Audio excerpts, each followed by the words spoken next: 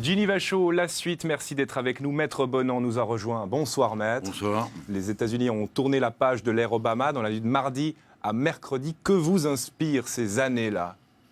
Les années Obama, je pense qu'il avait suscité beaucoup d'espoir. Il doit notamment son élection au fait qu'il soit noir et par une sorte de vision d'équité qui voudrait qu'une élection répare des injustices immémorielles.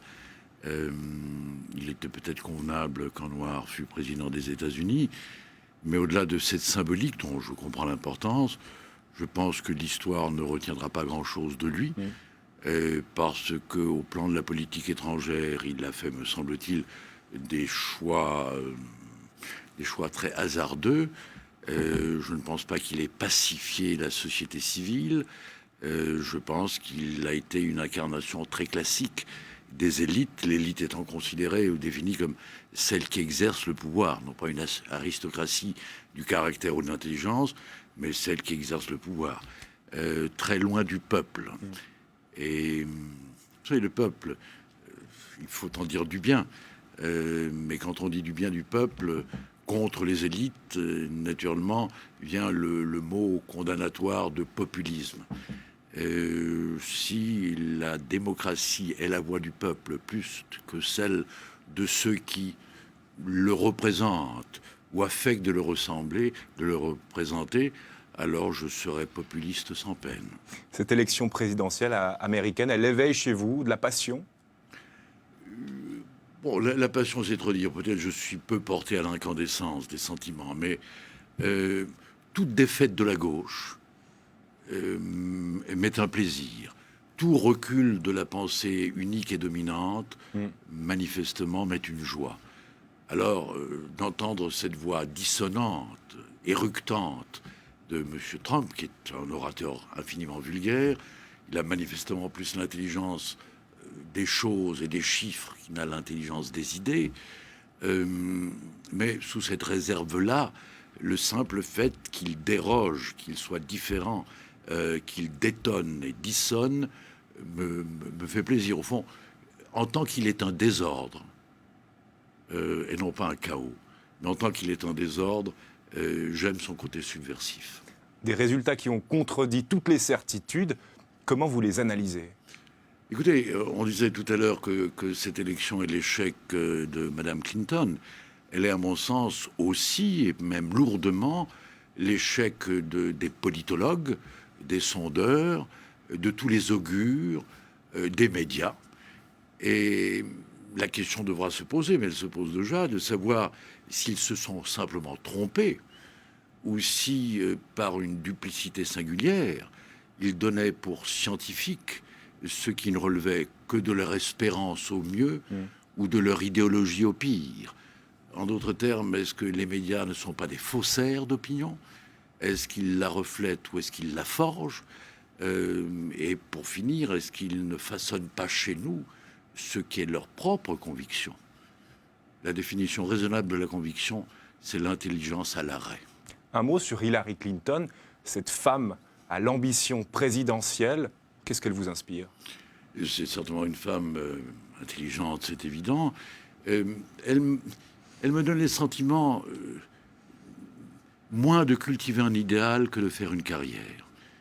Et c'est un sentiment que j'ai souvent quand je vois des politiques, surtout en démocratie, cette nécessité de plaire pour être élu, de plaire pour se maintenir au pouvoir, au point qu'on se demande si la démocratie n'est pas que cet art-là, se faire porter au pouvoir et s'y maintenir, très éloigné des préoccupations qui touchent une nation, un peuple. Alors une femme intelligente manifestement, une femme ambitieuse, mais elle portait l'ambition sur le visage malgré les interventions heureuses du chirurgien. Elle portait cette ambition, cette avidité de pouvoir, pour le pouvoir, très lourdement dans son... Vous aurez remarqué, comme souvent les femmes américaines, elle grimace ses idées et elle mime ses émotions. Je n'avais pas de goût particulier pour elle. Mais je dois dire, une fois encore, mille vertus, de l'énergie, peut-être du caractère et pas simplement des humeurs, mais elle avait ceci de singulier dans sa campagne électorale qui m'a un peu irrité. c'est de vouloir être élue parce qu'elle était femme. Cette fameuse théorie du plafond de verre. Cette idée, une fois encore, qu'une élection doit réparer une injustice. Alors que le politique ait pour vocation à réparer des injustices. Ensuite, il faut débattre de savoir si les différences sont des injustices. Je le conçois.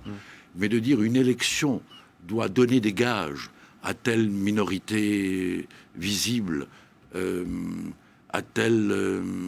au fond, une élection sexuée ou racée. Manifestement, l'élection d'Obama était un gage donné à une minorité visible. Et que Hillary Clinton ait voulu, au nombre des arguments de campagne, être élue parce qu'elle était femme, et non pas parce qu'elle aurait eu des vertus singulières, est une chose très étonnante. Ça vous aurait Donc, chagriné. une autre défaite qui me ravit, j'ai dit, celle de la gauche, celle de la bien-pensance, celle des médias, celle des politologues, Celle des femmes et celle des féministes. Celle des féministes. Face à elle, un Donald Trump qui avait l'air presque surpris de son résultat. Vous vous réjouissez de son élection ? Oui, je m'en réjouis en raison du désordre dont Bon, il dynamite un peu les catégories. Et puis, si on essaye d'être un peu compréhensif, ce qu'il dit, parmi 1000 sottises, parmi 1000 outrances, au-delà de la mise en scène de lui-même, ce ne sont pas des choses déraisonnables et politiquement auxquelles ma sensibilité serait étrangère. Que dit-il ? Il pose les questions que la pensée unique interdit de penser. Celle des frontières, celle de l'identité, celle du génie national, société d'ouverture ou de fermeture.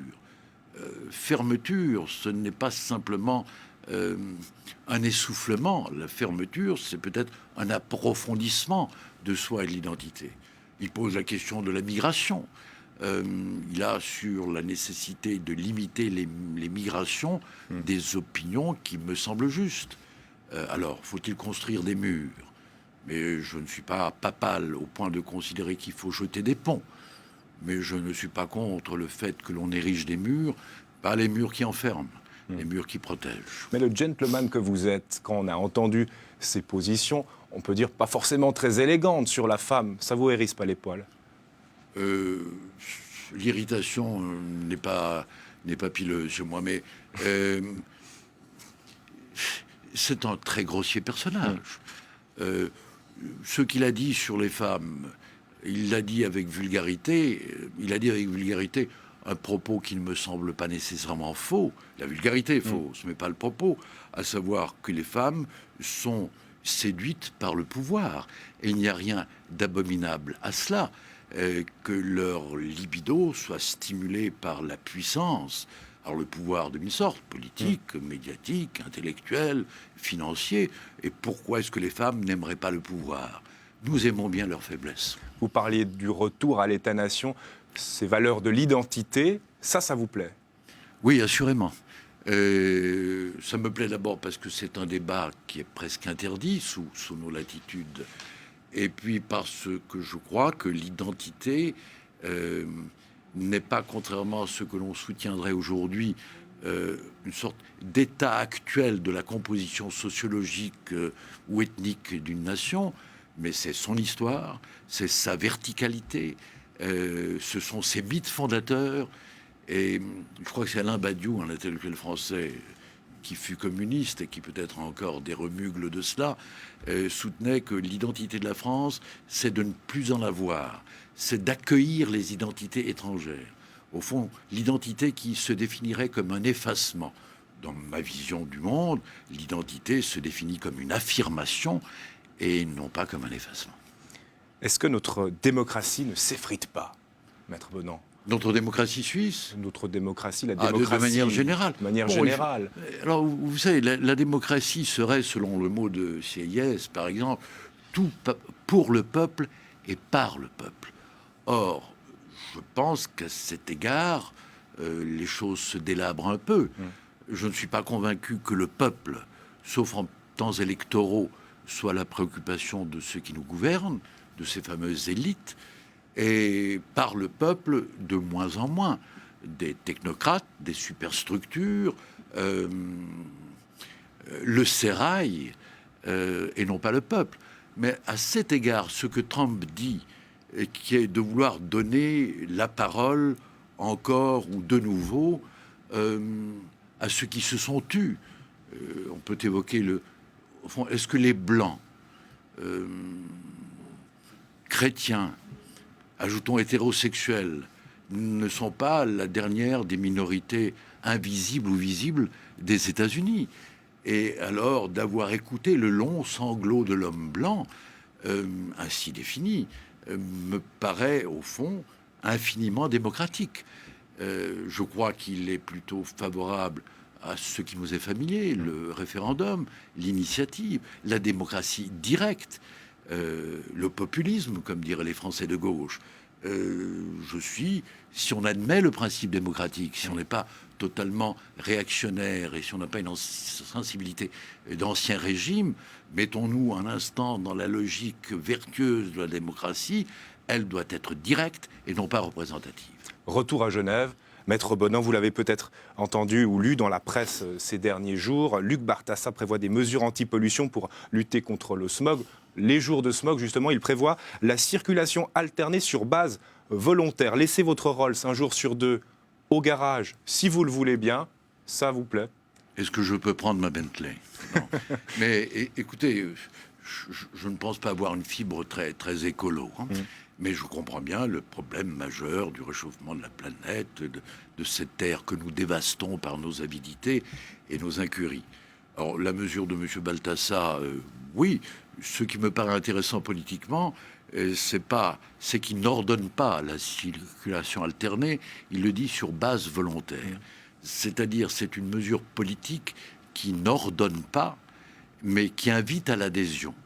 Et probablement, cette idée que nos servitudes, elles sont indispensables, mais elles sont belles quand elles sont volontaires, me paraît une idée intelligente. Merci. Manifestement intelligente. Merci, Maître Bonan. Mais je vous en Un bon prie. week-end.